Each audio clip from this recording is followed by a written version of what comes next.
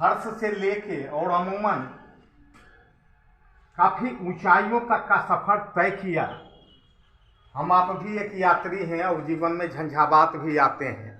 जब हम आप जीवन का सफर तय करते हैं तो सड़कें अच्छी भी आती हैं और सड़कें खराब भी आती हैं।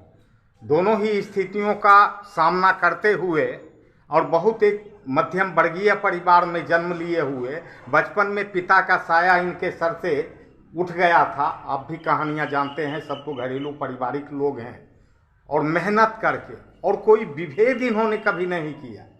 अगर कृष्णनंदन बाबू, अगर दिनेश यादव जी, अगर श्री नारायण यादव जी इनके मित्र मंडली में चौकड़ी में थे, तो मोहम्मद यूनुस और इनकी दोस्ती का भी आज भी जमाना एक मिसाल कायम करता है। और उन दोनों के संबंध में कोई भेद कभी हमने तो नहीं देखा।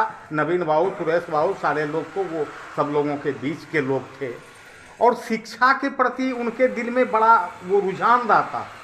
जब वो आगे बढ़े और मैंने वो देखा है कि कोई बच्चा आ जाता था, आज नहीं है राजेंद्र राज जी, तो उन दिनों पढ़ाई के क्रम में इनको पैसे की बड़ी किल्लत हुआ करती थी, तो हमेशा राजोबा कोई बैठा के और प्रोत्साहित किया करते थे। और कई केस हमने देखा कि पढ़ने वाले विद्यार्थियों को काफ़ी संबल दिया करते थे। इनके हृदय में एक हुक भी थी कि स्थिति और परिस्थिति जनित मैं तो नहीं पढ़ पाया। हालांकि अपने भतीजे, जो कि जमाना बेटा के रूप में ही ज़्यादा जानता था, केसीआर भैया को, मेरे बड़े भैया केसीआर साहब को ही अमूमन उनका पुत्र समझा जाता था।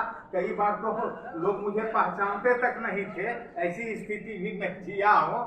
और उनकी भी पढ़ाई की कहानियाँ वो कहते थे कि एकरा बेगूसराय में पढ़ा है तो हम अपना माथा पर मोटरी ले जाए कहता है। यानी एक प्रेम रहता था कि नहीं, पढ़ने वाला अगर है तो इसको अपने सामर्थ्य के मुताबिक प्रोत्साहित किया जाए। ये मैंने कही, जो कि एक बहुत बहुत बड़ी बात है।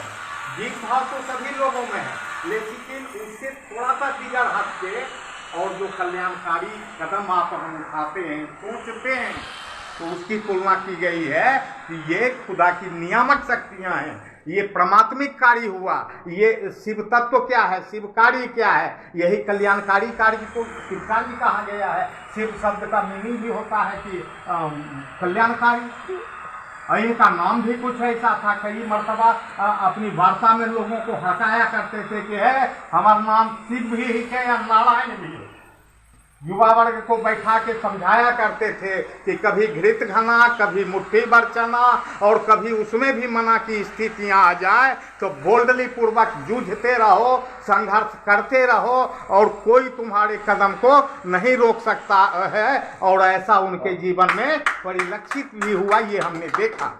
तो आज हम जो ये श्रद्धांजलि सभा करते हैं, उस ऊर्जा को, उस सत्ता को याद कर, एक तो मेरा पिता पुत्र का जो संबंध है, मेरी भावुकता का जो ये लम्हा है, और विस्मरणीय वो पल है। किसी अपने की जुदाई हृदय को तो काफ़ी ही कष्टदायी लगता है, मैं उससे भी जूझता हूँ। लेकिन प्रत्येक वर्ष इस परंपरा को निभा के कुछ अपने आप में मैं नई ऊर्जाओं को पाता हूँ। फिर इस जीवन के सफर पे कदम आगे बढ़ाने के लिए कुछ हौसला अफजाई हो जाता है। और बिल्कुल बेबाकी से आप लोगों से शेयर करता हूँ कि इनके नाम पर मैं एक जो पुस्तकालय चला रहा हूँ, कुछ पुस्तकें भी हैं, थोड़ा सा वो जमीन का भूखंड भी है, वहाँ निर्माण कार्य तो वो होंगे, लेकिन पुस्तकालय को आगे बढ़ाने में, संचालित करने में आप तमाम से भी थोड़ा सा मदद का मैं प्रत्येक वर्ष गुजारिश करता हूँ, फिर कर रहा हूँ। अब देखिए इस सिद्धांत को अमली जामा कब मिल पाता है,